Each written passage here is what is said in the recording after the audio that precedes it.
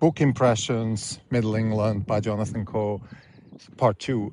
Now it became a little bit too aggressive for my taste. So we have allegations of left-wing wokeism emerging in the early 2010s in London. I think the value of this particular sequence of the book is to see how lingering these feelings were. There's a quote: to the privileged, equality feels like a step down.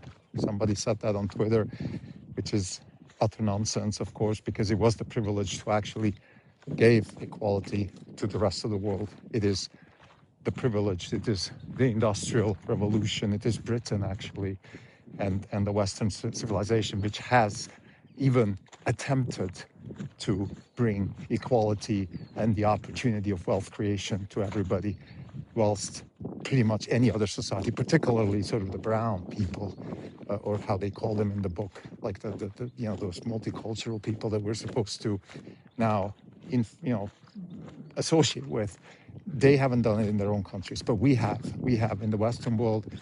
We have the privilege. Privilege is luxury, and luxury is giving opportunity. Capitalism and communism are roughly the same thing, except that capitalism gives you at least a chance, and that chance, that's a luxury. That's something that comes from privilege. So I think that this is where the author is totally wrong.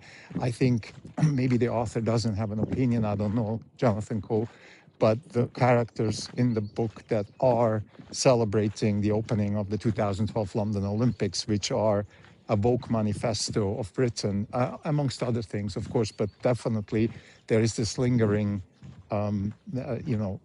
atmosphere of black people leaving carriages dressed as Victorian industrialists. There just weren't any black industrialists. One of the characters, Sophie, writing a PhD about the blackness of European writers like Dumas or Pushkin. Look, that's what the Nazis would have done. Go trace back the race of somebody all the way back and look at the way their noses look and the way their eyes are, and make sure, okay, well, there's some Jewishness here, there's some blackness here, or God knows what. I mean, this is the kind of racism that I think we were all running away from, and now somehow this is being celebrated by a so-called progressive character in the book. Now, I don't know Jonathan Coe, and maybe this is just a character build-up, and I'm going to give him the benefit of the doubt. Book Impressions is not the discussion of the book. I haven't finished the book. I'm about 1/3 into the book. I just want to make a few comments here. I think this quote, which I've seen before, to the privileged, equality is a step down, is utter nonsense. It is not just unfair to the privileged of the Western societies who actually enabled everybody else to participate in wealth creation. That's not the point. The point is that if you neglect the idea of the Enlightenment and the Industrial Revolution and the wealth generation that came with it, which allowed us to have a lifestyle today that is unprecedented. I came from nothing.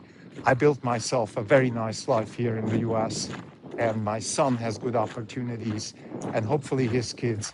That kind of opportunity would not have been given to us 200 years ago.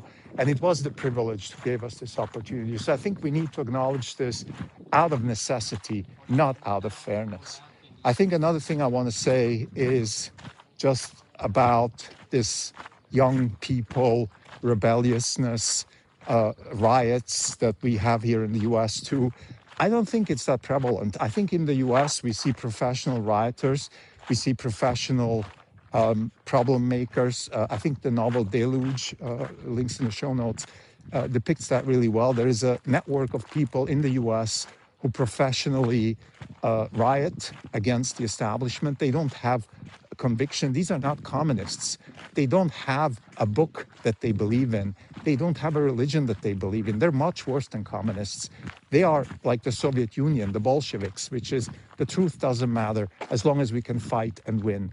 And that is, of course, unacceptable. So I think we don't need to be tolerant with people like that. We need to put them in their place. We need to make it very expensive for them to destroy our society, whilst we need to develop institutions that allow people to continue to participate. in the wealth creation and the upward mobility that this society offers. But I think first and foremost, we need to stop with this multicultural pipe dream and acknowledge that there is a root, that there is a certain culture that we're trying to preserve, and that we're inviting others to come in and participate, irregardless of gender and race and anything. But if we neglect that root, if we neglect that culture, then we have nothing to stand back to.